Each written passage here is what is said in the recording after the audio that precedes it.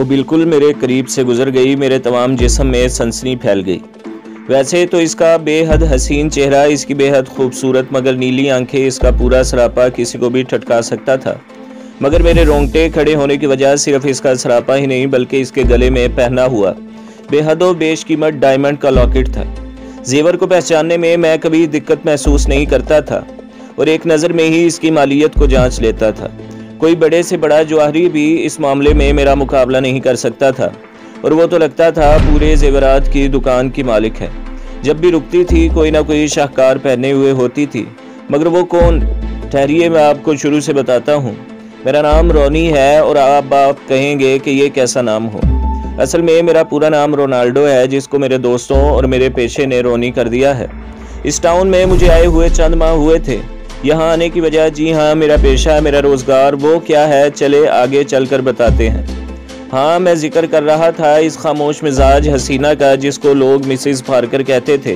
वो एक इंतहाई खूबसूरत मगर बेहद ओल्ड फैशन औरत थी। इसके शोहर को मरे हुए अरसा हो गया था, शायद इसलिए वो बिल्कुल खामोश हो गई थी। वो मुझे अक्सर टाउन में ग्रोसरी शॉप से निकलते हुए दिखती। कभी कभी इसके साथ इसकी कम उम्र बेटी भी होती थी। दोनों माँ बेटियाँ बहुत खूबसूरत थी और बदलिबास भी थी। इंतहाई बेरंग लंबे पुराने फैशन के गाउन में अपने आप को ढांपे। कभी कभी शायद मूड बदलना हो तो एक आधी हैट भी पहन लेती थी। हाँ, मगर जेवरात, एंटीक ये देखते हुए फिर मेरे तमाम जिस्म में लहर दौड़ गई थी। इंतहाई बेशकीमत और ये वाहिद शौक था जो बेचारी अपने शोहर की मौत के बाद भी अपनाए हुए थी। वरना तो मैंने कभी इसके चेहरे पर हल्का सा मेकअप भी नहीं देखा था। वो ज़्यादा कहीं आती जाती नहीं थी, ना ही इसके घर में किसी को आते जाते देखा गया था। यानी मेरे लिए एक आइडियल सिचुएशन थी। आप नहीं समझे? खैर, आगे चलते हैं। हाँ, तो मैं बता रहा था कि इस टाउन में मुझे आए हुए चंद माह हुए हैं। मैं तलाशे रोज़गार में आया हूँ। एक उम्मीद बदी है मिसेस पार्कर की सूरत में और बस मौके का इंतज़ार है। मैं क्या करता हूँ चले बता ही देता हूँ। आप मुझे चोर, डाकू, लुटेरा और हाँ, अगर ज़रूरत पड़ जाए तो कातिल भी कह सकते हैं। वैसे खून खराबा मुझे पसंद नहीं, लेकिन अगर ज़रूरत पड़ जाए तो मैं एक भेड़िया साबित हो सकता हूँ।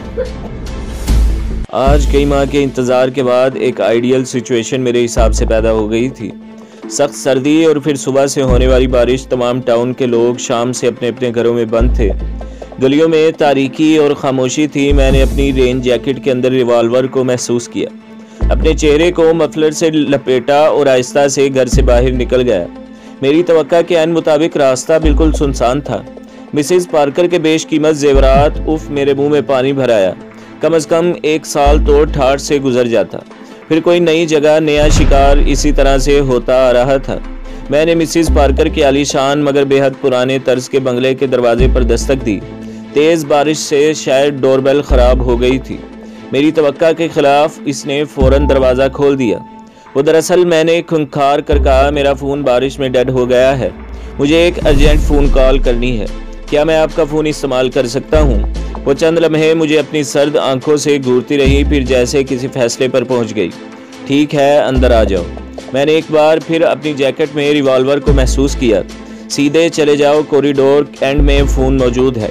मैंने अपने अकब में दरवाज़ा बंद होने की आवाज़ सुनी। मिसेस पार्कर दरवाज़ा बंद करके मुड़ी और आज इसकी सर्द आंखें खामोश नहीं थी, इनमें किसी बदरूह की वहशत थी। इसके बारीक लबों पर एक शैतानी मकरू मुस्कुराहट नाच रही थी।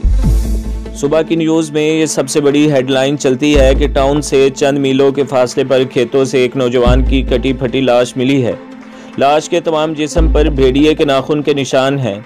ये चंद महीनों में रोनुमा होने वाला तीसरा वाक़या है। नौजवान को रोनाल्डो नामी चोर की हैसियत से शनाख्त कर लिया गया है, ताहम मौत की वजह सामने नहीं आई है क्योंकि इस इलाके में भेड़िए नहीं पाए जाते हैं। तो दोस्तों और भाइयों, हमारे चैनल को सब्सक्राइब कीजिए, वीडियो को लाइक कीजिए और बेल के आइकॉन को भी दबा दीजिए ताकि हर जो आने वाली वीडियो है वो आपको सबसे पहले मिलती रहे।